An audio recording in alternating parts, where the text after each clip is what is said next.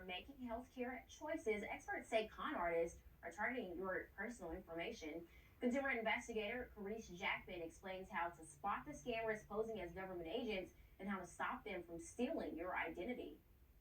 More than $2 billion, according to the Federal Trade Commission. That's how much money has been lost in 2022 to imposter fraud.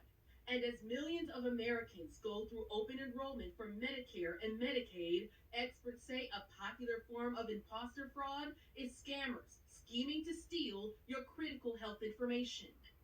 Well, specifically with Medicare, it's basically trying to get a Medicare beneficiary to believe something that's not true in order to convince them to give their Medicare number to you.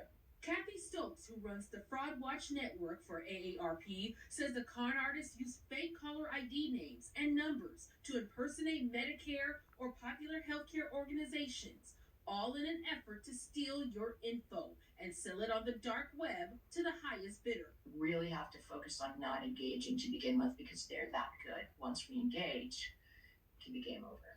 The AARP shared with us testimonies from people who contacted their fraud hotline. Complaints included scammers offering fake gifts and posing as Medicare agents. In separate instances, victims turned over Social Security numbers and credit card info to fraudulent callers. If you are being targeted by a Medicare or Medicare scam, and you get a phone call from the government or someone claiming to be from the government, hang up. Hillary Donnell works for Aura, a digital safety company. She's heard from victims of medical identity theft who have lost more than $13,000 in fake medical bills.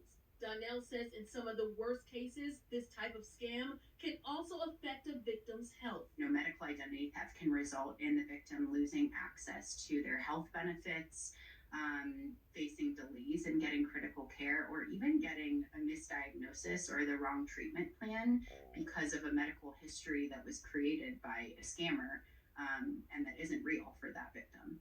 So before you give out your healthcare information, experts like Donnell say, think about what you're doing. Don't be afraid to hang up the phone. And remember, if this happens to you, don't be embarrassed. You're not alone.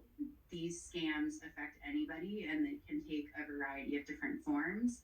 And hackers and scammers are becoming more and more sophisticated in an effort to convince you to fall victim to the scams. With this watch in your wallet, I'm Carice Jackman.